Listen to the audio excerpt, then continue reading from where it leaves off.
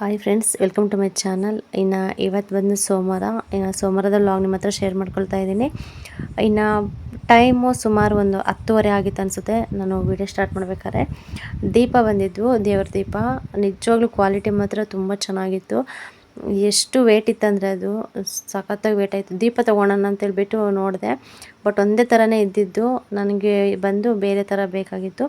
ಕೇಳಿದೆ ತೊಗೊಳೋಣ ದೇವ್ರ ಹತ್ರ ದೀಪ ಹಚ್ಚೋದಕ್ಕೆ. ಚಿಕ್ಕ ದೀಪ ಇದೆ ನನ್ನ ಹತ್ರ, ಅದು ಇನ್ನೊಂದು ಸೆಟ್ ತೊಗೊಳೋಣ ಇರಲಿ ಅಂತೇಳ್ಬಿಟ್ಟು ನೋಡ್ತಾ ಇದ್ದೀವಿ ನಮ್ಮ ಅಕ್ಕ ನಾನು. ಕಾಲು ದೀಪ ಕೂಡ ಇದ್ದವು, ಚೆನ್ನಾಗಿದ್ದವು. ಇವು ಕೂಡ ಅಷ್ಟೇ ಚಿಕ್ಕ ದೀಪ, ಇದೊಂದೇ ನನ್ನ ಕೈಯಲ್ಲಿ ಇಟ್ಕೊಂಡಿದ್ದೀನಲ್ವ, ಅದೊಂದೇ ಸೆಟ್ಟೇ ಇದ್ದಿದ್ದು. ಅದು ನನಗೆ ಸ್ವಲ್ಪ ಅಷ್ಟೊಂದು ಇದಾಗಲಿಲ್ಲ. ಕ್ವಾಲಿಟಿ ಮಾತ್ರ ತುಂಬ ಚೆನ್ನಾಗಿತ್ತು, ವೆಯ್ಟ್ ಇತ್ತು ಸ್ವಲ್ಪ. ಅವ್ರು ಕೇಳಿದೆ ನೋಡೋಣ ಎಷ್ಟಕ್ಕೆ ಕೊಡ್ತಾರೆ ಅಂತ ಕೇಳಿದ್ರೆ ಅವರು ಅಷ್ಟು ಸ್ವಲ್ಪ ಚಿಕ್ಕ ದೀಪನೇ 600 ರೂಪಾಯಿ, 650 ರೂಪಾಯಿ ಅಂತ ಹೇಳಿದರು. ನಾವು ಸ್ವಲ್ಪ ಕಡಿಮೆ ಮಾಡಿದರೆ ಕೊಡ್ತಿದ್ರೇನೋ, ಬಟ್ ನನಗೆ ಅದು ಯಾಕೋ ಸ್ವಲ್ಪ ಇಷ್ಟ ಆಗಲಿಲ್ಲ.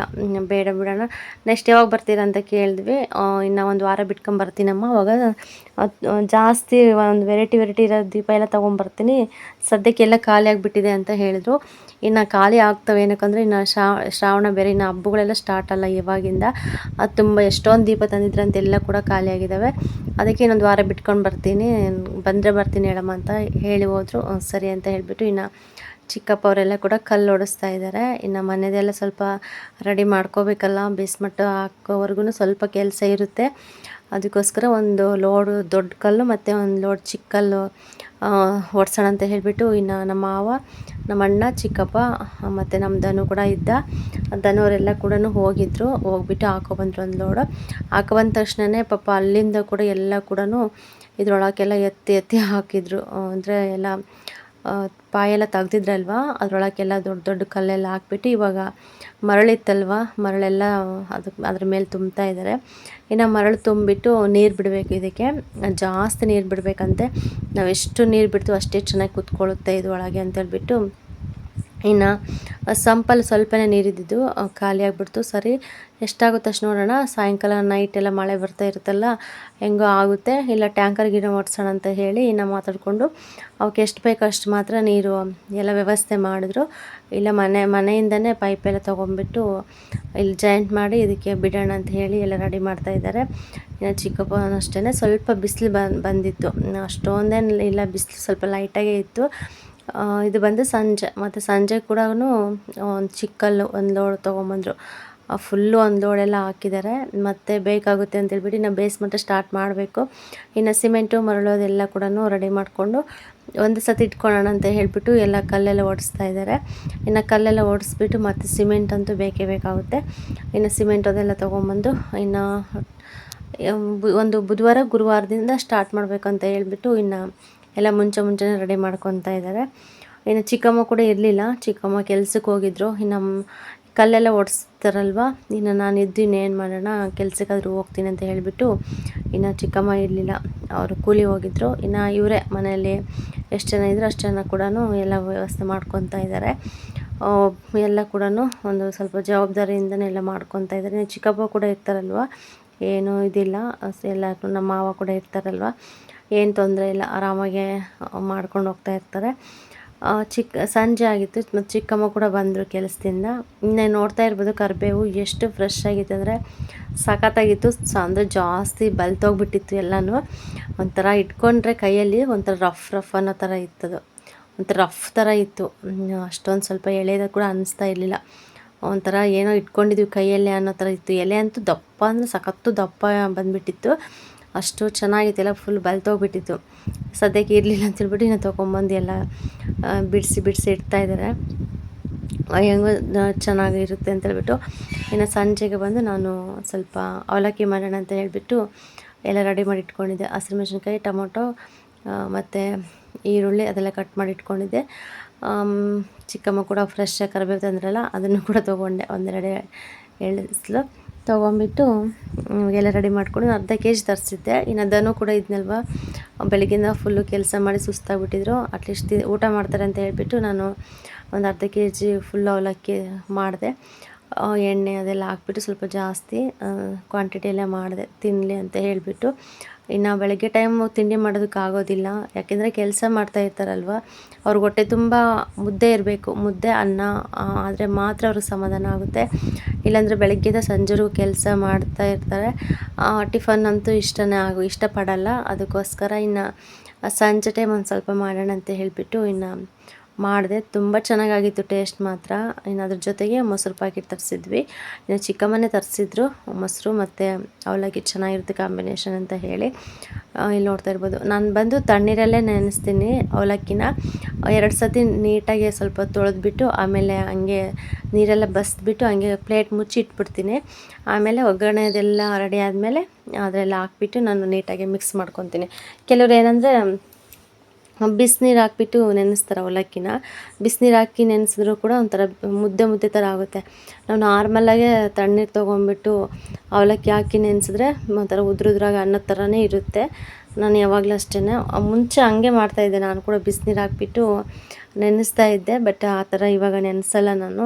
ಸುಮ್ಮನೆ ತಣ್ಣೀರಲ್ಲೇ ನಾವು ನಾರ್ಮಲಾಗಿ ಅಕ್ಕಿ ಯಾವ ಥರ ತೊಳಿತೀವೋ ಆ ಥರ 2 ಸತಿ ಹಂಗೆ ತೊಳೆದ್ಬಿಟ್ಟು ಎಲ್ಲ ನೀರೆಲ್ಲ ಬಗ್ಸಿ ಒಂದು ಪ್ಲೇಟ್ ಮುಚ್ಚಿಬಿಟ್ರೆ ಅದ್ರ ಮೇಲೆ ಚೆನ್ನಾಗಿ ಅಳ್ಕೊಬಿಡುತ್ತೆ ಅದು. ಇಲ್ಲಿ ನೋಡ್ತಾ ಇರ್ಬೋದು, ಅವರೆಕಾಯಿ ಬಂದಿತ್ತು. ಇನ್ನು ಚಿಕ್ಕಮ್ಮ ತೊಗೊಂಡ್ಬಿಟ್ಟು ಸಾಂಬಾರು ಮಾಡಿಡೋಣ ಅಂತ ಹೇಳ್ಬಿಟ್ಟು ಇದೆಲ್ಲ ಜೋಡಿಸ್ಕೊತಾ ಇದ್ದಾರೆ. ಕಾಳು ಮಾತ್ರ ತುಂಬ ಚೆನ್ನಾಗಿದ್ದು. ಸದ್ಯ ಏನು ಕೂಡ ಒಂದು ಅವರೆಕಾಯಿ ಕೂಡ ಕೆಟ್ಟೋಗಿರಲಿಲ್ಲ, ಹುಳ ಕೂಡ ಆಗಿರಲಿಲ್ಲ, ಅಷ್ಟು ಚೆನ್ನಾಗಿದ್ದು. 1 kg ಅವರೆಕಾಯಿ ಬಂದುಬಿಟ್ಟು 40 ರೂಪಾಯಿ. ಕೆಲವರೆಲ್ಲ 80 ರೂಪಾಯಿ ಹಂಗೆಲ್ಲ ಮಾರ್ತಾಯಿದ್ರು. ಇನ್ನು ಬೆಳಗ್ಗೆ ಬಂದು 40 ರೂಪಾಯಿ ಅಂತ ಮಾರ್ಕೊಬಂದಿದ್ರು. ಇನ್ನು ಚಿಕ್ಕಮ್ಮ ಬಂದು 1 kg ತೊಗೊಂಡ್ರು. ಆಲೂಗೆಡ್ಡೆ ಮತ್ತು ಅವರೆಕಾಯಿ ಎಲ್ಲ ಹಾಕಿ ಸ್ವಲ್ಪ ಸಾಂಬಾರು ಮಾಡಿದ್ರೆ ಗಟ್ಟಿಯಾಗಿ ಚೆನ್ನಾಗಿರುತ್ತೆ ಅಂತ ಹೇಳಿ ಅವರೆಕಾಯಿ ತೊಗೊಂಡು ಎಲ್ಲ ಬಿಡಿಸಿಟ್ಟಿದ್ವಿ. ಇನ್ನು ಸಾಂಬಾರೆಲ್ಲ ಮಾಡಿ ಇನ್ನು ಕೆಲಸ ಎಲ್ಲ ಮಾಡ್ಕೊಂಡ್ರು ಅವರು. ಇನ್ನು ಮಾಡ್ಕೊಂಡ ತಕ್ಷಣ ಮತ್ತೆ ಮನೆ ಹತ್ರ ಬಂದರು.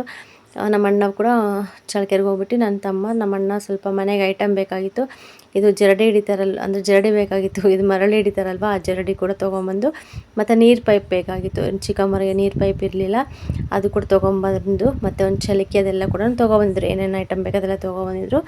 ಪೈಪ್ ಹಾಕಿದ್ರು, ಹೊಸ ಪೈಪು, ತುಂಬ ಚೆನ್ನಾಗಿದೆ ಕ್ವಾಲಿಟಿ ಮಾತ್ರ ಇದು ಕೂಡ ಪೈಪು ಹಾಕಿದ್ರು. ಇನ್ನು ಮರಳು ಜರಡಿ ಹಿಡಿಯೋಣಂದರೆ ಫುಲ್ಲು ನೆಂದೋಗ್ಬಿಟ್ಟಿದ್ದಲ್ಲ, ಫುಲ್ಲು ತ್ಯಾವ ಇತ್ತು. ಜರಡಿಯಲ್ಲಿ ಸ್ವಲ್ಪ ಸರಿಯಾಗಿ ಮರಳು ಬೀಳ್ತಾ ಇರಲಿಲ್ಲ. ಅದಕ್ಕೆ ಸ್ವಲ್ಪ ಗಾಳಿಗಾದ್ರೆ ಆರ್ಕೊಳ್ಳಿ, ಇಲ್ಲ ಸ್ವಲ್ಪ ಲೈಟಾಗಿ ಬಿಸಿಲು ಬಂದರೆ ಆರ್ಕೊಳ್ಳುತ್ತೆ ಅಂತ ಹೇಳಿಬಿಟ್ಟು ನಮ್ಮ ಅಣ್ಣ ಎಲ್ಲ ಕೂಡ ಮರಳೆಲ್ಲ ಹರಡ್ತಾ ಐತೆ. ಇಲ್ಲಿ ನೋಡ್ತಾ 3/4% ಕೆಲಸ ಮುಗಿದಿದೆ.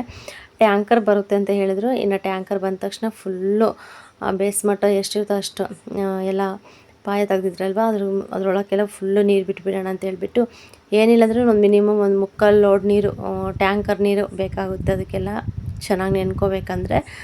ಬಿಡಿಸೋಣ ಅಂತ ಹೇಳಿ ನಿಲ್ಲಿಸಿದ್ದು ತೊಗೊಂಬಂದು. ಇನ್ನು ಡ್ರಮ್ ಕೂಡ ಇತ್ತು.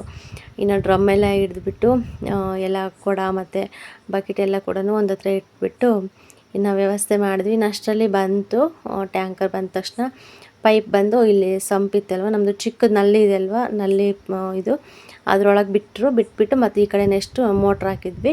ಮತ್ತು ಇಲ್ಲಿಂದ ಕೂಡ ಚಿಕ್ಕಮ್ಮರ ಮನೆ ಹತ್ರ ಡೈರೆಕ್ಟಾಗಿ ನೀರು ಹೋಗೋ ಥರ ವ್ಯವಸ್ಥೆ ಮಾಡಿದ್ರು.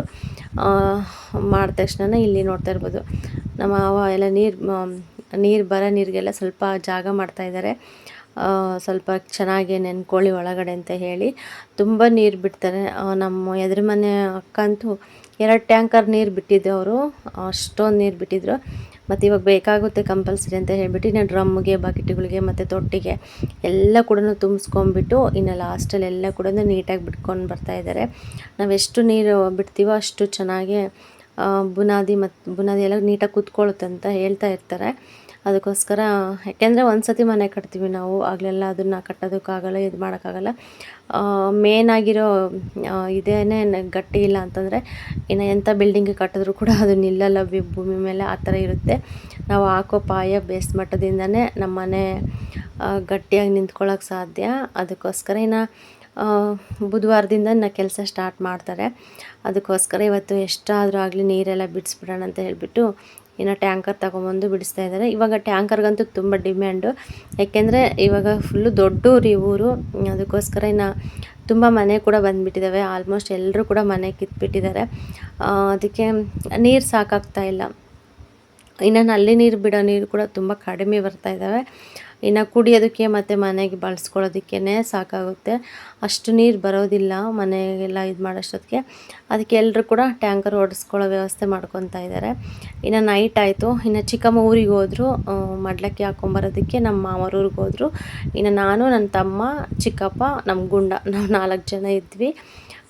ಅದಕ್ಕೋಸ್ಕರ ಇನ್ನು ನಮ್ಮ ಚಿಕ್ಕಮ್ಮ, ಇನ್ನೊಬ್ಬ ಚಿಕ್ಕಮ್ಮ ಇದ್ದಾರೆ, ಸಾಂತಕ್ ಚಿಕ್ಕಮ್ಮ ಅಂತೇಳ್ಬಿಟ್ಟು ಫಿಶ್ ಮೀನಿತ್ತು ಅಂತೆ, ಮೀನು ಕೊಟ್ಟರು ತೊಗೊಳಮ್ಮ ಅಂತೇಳ್ಬಿಟ್ಟು. ಇನ್ನು ಚಿಕ್ಕಪ್ಪ ಎಲ್ಲ ನೀಟಾಗಿ ತೊಳೆದ್ಬಿಟ್ಟು ಕೊಟ್ಟರು. ಅದಕ್ಕೆ ಸುಮ್ಮನೆ ಫ್ರೈ ಮಾಡೋಣ, ಇನ್ನು ಅನ್ನ ಸಾಂಬಾರು ಮುದ್ದೆ ಎಲ್ಲ ಕೂಡ ಇತ್ತು. ಸುಮ್ಮನೆ ಮತ್ತೆ ಸಾಂಬಾರು ಮಾಡೋದು ಬೇಡ ಅಂತೇಳ್ಬಿಟ್ಟು ಇದು ಫಿಶ್ ಫ್ರೈ ಇದಿರುತ್ತಲ್ಲ ಕಬಾಬ್ ಪೌಡ್ರ್ ಥರ, ಆ ಪೌಡ್ರ್ ತರಿಸ್ಬಿಟ್ಟು ಅದಕ್ಕೆಲ್ಲ ಸ್ವಲ್ಪ ಉಪ್ಪು, ಅರ್ಶಿನ ಪುಡಿ ಮತ್ತು ಸ್ವಲ್ಪ ಗರಂ ಮಸಾಲದೆಲ್ಲ ಹಾಕಿ ಮತ್ತು ಆ ಪೌಡ್ರೆಲ್ಲ ಮಿಕ್ಸ್ ಮಾಡಿ ಇನ್ನು ಫ್ರೈ ಮಾಡಿದೆ. ತುಂಬ ಚೆನ್ನಾಗಾಗಿತ್ತು ಫ್ರೈ ಕೂಡ. ಇನ್ನು ಚಿಕ್ಕಪ್ಪನಿಗೆ ಊಟಕ್ಕೆ ಇಟ್ಕೊಟ್ಟೆ. ಇನ್ನು ನನ್ನ ತಮ್ಮ ಕೂಡ ಊಟ ಮಾಡಿದ್ದ, ಸ್ವಲ್ಪ ಅನ್ನ ಒಂದು ತಿಂದಿದ್ದ. ಇನ್ನು ಅವನಿಗೆ ಮೀನೆಲ್ಲ ಹಾಕ್ಕೊಟ್ಟೆ. ಫ್ರೆಂಡ್ಸ್, ಈ ವಿಡಿಯೋ ಇಲ್ಲಿಗೆ ಎಂಡ್ ಆಗುತ್ತೆ. ಇಷ್ಟ ಆದರೆ ಲೈಕ್ ಮಾಡಿ, ಕಮೆಂಟ್ ಮಾಡಿ, ಶೇರ್ ಮಾಡಿ.